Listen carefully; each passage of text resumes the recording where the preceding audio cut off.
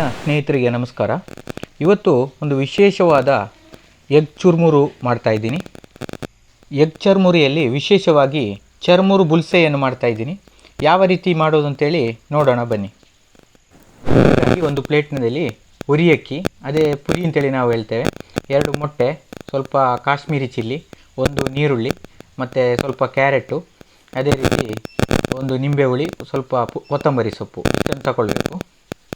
ಮತ್ತು ಒಂದು ಪಾತ್ರೆ ತಗೊಂಡು 2 ಟೀ ಸ್ಪೂನು ತೆಂಗಿನೆಣ್ಣೆ ಹಾಕಿ ಆ 2 ಮೊಟ್ಟೆಯನ್ನು ಕೂಡ ಇದಕ್ಕೆ ಹಾಕಿ ಸರಿಯಾಗಿ ಗುದ್ದಿ ಹುಡಿ ಮಾಡಬೇಕು.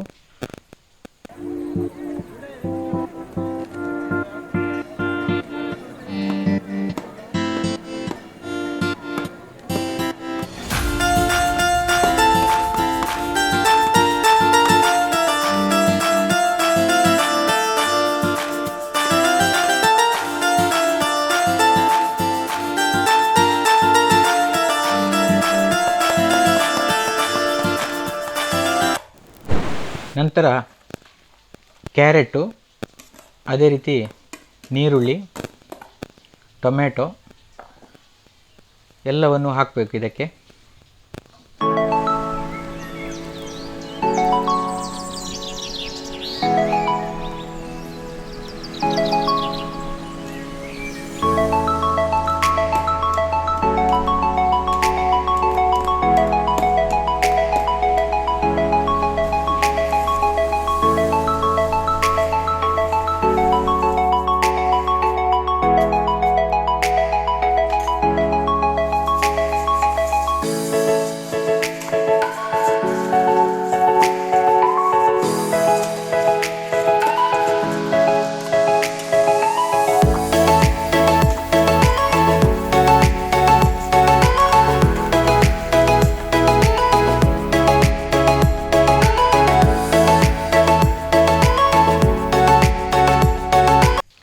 ಮತ್ತು 1.5 ಟೀ ಸ್ಪೂನ್ ಕಾಶ್ಮೀರಿ ಚಿಲ್ಲಿ ಹಾಕಬೇಕು.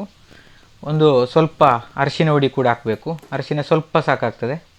ಮತ್ತು ಆ ನಿಂಬೆ ಹುಳಿಯನ್ನು ಸರಿಯಾಗಿ ಹಿಂಡಿ ಸಂಪೂರ್ಣವಾಗಿ ಮಿಶ್ರಣ ಮಾಡುವಾಗ ನಮ್ಮ ಚರ್ಮುರು ಪ್ರಥಮವಾಗಿ ರೆಡಿ ಆಗ್ತದೆ.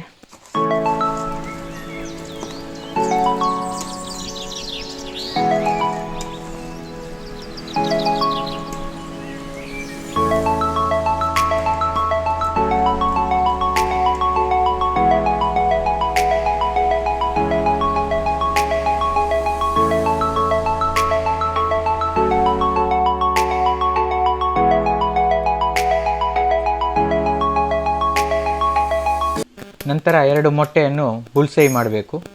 ಬುಲ್ಸೈ ಮಾಡಿ ಒಂದು ಸ್ವಲ್ಪ ಬೆಂದ ನಂತರ ಈ ಚರ್ಮುರಿಗೆ ಹಾಕಿ ತಿನ್ನುವಾಗ ಅದರ ಒಂದು ಟೇಸ್ಟೇ ಬೇರೆ.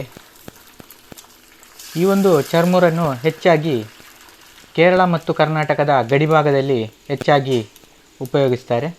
ಅದೇ ರೀತಿ ಮೂಲತಃ ಬಂದಿರೋದು ಇದು ವೆಸ್ಟ್ ಬೆಂಗಾಲಿಂದ. ಪಶ್ಚಿಮ ಬಂಗಾಳದಲ್ಲಿ ಅತಿ ಹೆಚ್ಚು ತಿನ್ನುವ ಪದಾರ್ಥ ಇದು. ಸ್ಟ್ರೀಟ್ ಫುಡ್ ಆಗಿ ಇದನ್ನು ಯೂಸ್ ಮಾಡ್ತಾರೆ.